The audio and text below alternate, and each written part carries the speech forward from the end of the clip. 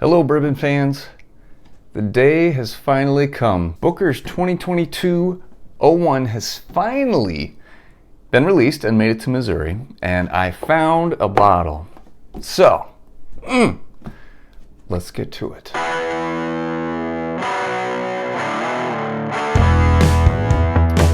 All right, so what I'm going to do first is, by the way, this is a brand new bottle. Have not even opened it yet, so cracking this open just for you guys. All right. So pretty. Fresh, silky wax. All right, I'm gonna go ahead and open this.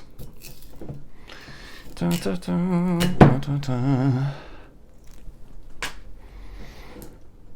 What I'm gonna do is, since it's a fresh crack, I'm going to pour some, let it sit for about, let's say, we'll do a full 10 minutes just to make sure that it gets opened up all the way as much as possible. Because usually Booker's does best if you open it and then just let it sit for a while.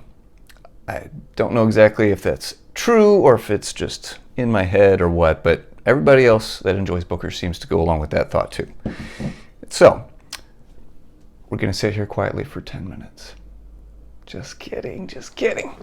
But Ronnie's batch, the story behind this one, it's the first one of the year, so as tradition for the past several years, it's named after a person. In this case, Ronnie. Ronnie was an employee for Jim Beam for about 40 years. And he was there during the time of Booker No. He became Booker No's right-hand man. Booker could trust him with picking the right barrels to provide samples from, knowing that Ronnie knew Booker's taste enough to give him quality samples and not have to go rummaging through a bunch of barrels. And so he was pretty valuable to Booker and thus to the line of Booker's bourbon. So they're celebrating him with his own very own batch. I'll give my thoughts on the nose now and then again when I actually taste it in 10 minutes. Okay. On the nose, mostly just flavor, just scent, not ethanol burn, which is a good start. Okay. I'm getting some oakiness. Baked goods, caramel, almost like a pecan pie type flavor note. I keep saying flavor, but you know what I mean. Flavor for my nose. A little bit of brown sugar in there. Yeah, okay, so not super fruity on the nose at all. More caramely, brown sugar, sweet. Just a little bit of oak in there, not a ton of spice.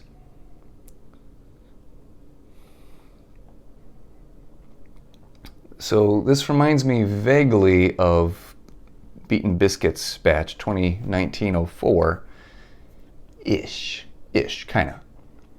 But we'll leave this one to sit, and we'll come back to taste it.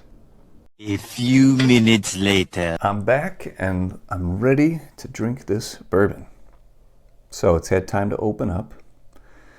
It's only 124.3 proof, which is pretty low for Booker's. Probably the low end I've had as high as 128 with 2018-04 kitchen table. All of last year's batches were higher than this. Although that's a technicality. No Strangers was 124.4, so technically higher, but not really. Anyways, all right, rich, coppery hue to it. It's a good start. Let's get the nose on it now that it's opened up a bit. Okay, a little bit more spice now. Still not much in the ethanol burn, which is great. Okay, almost more like a root beer note now. Okay, like caramely root beer, vanilla, cream soda type situation. That sounds promising and smells promising. All right, enough. Let's do it.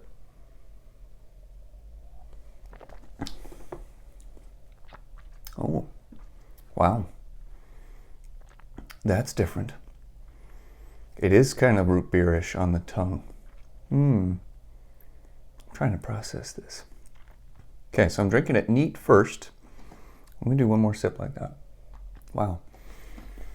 Very buttery, caramely up front. Right away as it hits your tongue, it's a lot of caramel. So that's really nice. Midway through, it becomes more, like I said, more like a root beerish tone to it. All right. I do have some water to add to it to help try and open it up. Let's just add a little bit there. This is interesting. Lots of caramel and, you know, root beer, vanilla, that basically goes along together. So when you add some water, still a lot of caramel right up front. The root beerishness kind of dies down. You get a little bit more baking spices, cinnamon especially.